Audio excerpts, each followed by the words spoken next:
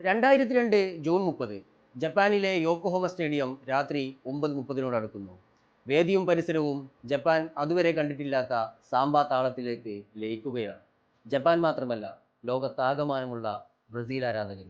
മറ്റൊന്നും പറയുന്നില്ല, ബ്രസീൽ 2002 ലോക കനക കിരീടം നേടിയിരിക്കുന്നു. ആ സംഘത്തിന് ആ യാത്ര അത്ര എളുപ്പമായിരുന്നില്ല. 94 ലോകകപ്പ് കിരീടത്തിനു ശേഷം 98 ഫൈനലിൽ ഫ്രാൻസിനോട് അടിയറു പറയേണ്ടി വന്ന നിരാശ ടീമിനെയും ആരാധകരെയും വിട്ടുമാറിയിട്ടില്ല. 3 ഗോളുകൾക്ക് സിനദിൻ സിദാന്റെ പടയോട് തോറ്റു പുറത്തു പോകുമ്പോൾ നഷ്ടപ്പെട്ടത് ബാക്ക് ടു ബാക്ക് ബഹുമതി കൂടെയായിരുന്നു. മാത്രമല്ല, 2002 ലോകകപ്പിന് മുമ്പ് നടന്ന യോഗ്യതാ മത്സരങ്ങളിൽ 18-ൽ 9 മത്സരങ്ങളിൽ മാത്രമാണ് ജയിക്കാനായത്. ചരിത്രത്തിൽ ആദ്യമായി തങ്ങൾ ലോകകപ്പിൽ യോഗ്യത നേടില്ലെന്ന് പോലും ആരാധകർ ഭയപ്പെട്ട സമയം. എന്നാൽ ആശങ്കകളെയൊക്കെ അസ്ഥാനത്താക്കി അവരത് നേടി. ടഫു, Roberto Carlos, Ronaldinho, Rivaldo, Gilberto Silva തുടങ്ങി എണ്ണം പറഞ്ഞ താരങ്ങൾ. കൂടെ 90s കിഡ്സിനെ കാൽപന്ത് പ്രണയം പഠിപ്പിച്ച സാക്ഷാൽ റൊണാൾഡോ നസാരിയോയും. ബ്രസീൽ ആരാധകരുടെ സ്വകാര്യ അഹങ്കാരം. അക്കാലത്തെ ബ്രസീൽ മാർച്ചിംഗ് ലൈനിൽ താരങ്ങളുടെ മുഖത്തേക്കുള്ള ക്യാമറ ഫോക്കസ് കാഴ്ചയിൽ രോമം എഴുന്നേറ്റ് നിൽക്കാത്ത ഒറ്റ ബ്രസീൽ ആരാധകരുമില്ല. മറ്റു ഫാൻസുകൾ അസൂയയോടെയല്ലാതെ ആ സംഘത്തെ നോക്കി കണ്ടിട്ടുമില്ല.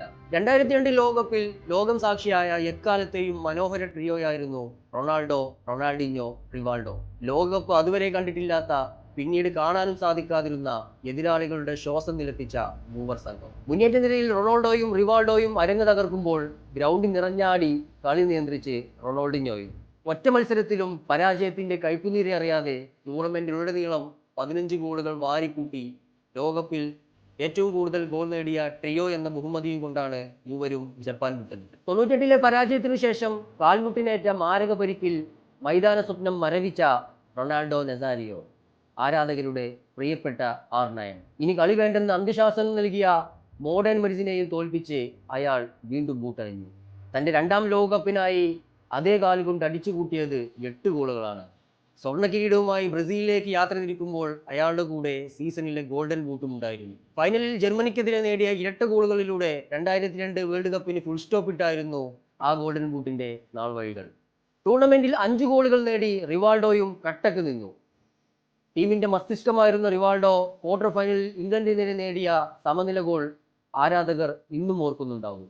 ഫൈനലിൽ റൊണാൾഡോയുടെ 2 ഗോളുകൾക്കും അസിസ്റ്റ് നൽകിയതും മറ്റാരുമായിരുന്നില്ല. റൊണാൾഡിഞ്ഞോയെ കുറിച്ച് പറയേണ്ടതില്ല. ഇയാളൊരു പ്ലെയറാണോ അതോ മജീഷ്യനാണോ എന്നാണ് ലോകം ആശ്ചര്യപ്പെട്ടിട്ടുള്ളത്. കളിക്കുകയും കളിപ്പിക്കുകയും പുഞ്ചിരിക്കുകയും പുഞ്ചിരിപ്പിക്കുകയും ഗോളടിക്കുകയും ചെയ്യുന്ന നല്ല അസ്സൽ ഫെയിം. ഓരോ ടച്ചിലും ഓരോ പുഞ്ചിരി തെളിയിച്ച റൊണാൾഡിഞ്ഞോ. ക്വാർട്ടർ ഫൈനലിൽ ഏകദേശം 40 യാർഡ് അകലിൽ നിന്ന് തൊടുത്തുവിട്ട ഫ്രീ കിക്ക് ലോകത്തെ ഞെട്ടിച്ചാണ് വല കുലുക്കിയത്. പന്ത് വലയിലേക്ക് വീണ നിമിഷം ഇന്നും ഇംഗ്ലണ്ട് ഗോൾ കീപ്പർ ഡേവിഡ് സീമാനെ മറക്കാനാവില്ലെന്ന് ഉറപ്പാണ്. എന്നാൽ പിന്നീട് ഒരു ലോകകപ്പിലും ഈ ത്രയത്തെ ലോകം കണ്ടിട്ടില്ല. 2006 വേൾഡ് കപ്പിൽ റിവാൾഡോക്ക് പകരം കക്കയും അഡ്രിയാനോയും വന്നെങ്കിലും ആ കനക കിരീടം ബ്രസീലിലെത്തിയില്ല. തങ്ങളുടെ പ്രിയപ്പെട്ട 3R-നെ നെയ്മറിലും വിനീഷ്യസിലും റഫീഞ്ഞയിലും തിരയുകയാണ് 2026-ൽ ബ്രസീൽ ആരാധകർ.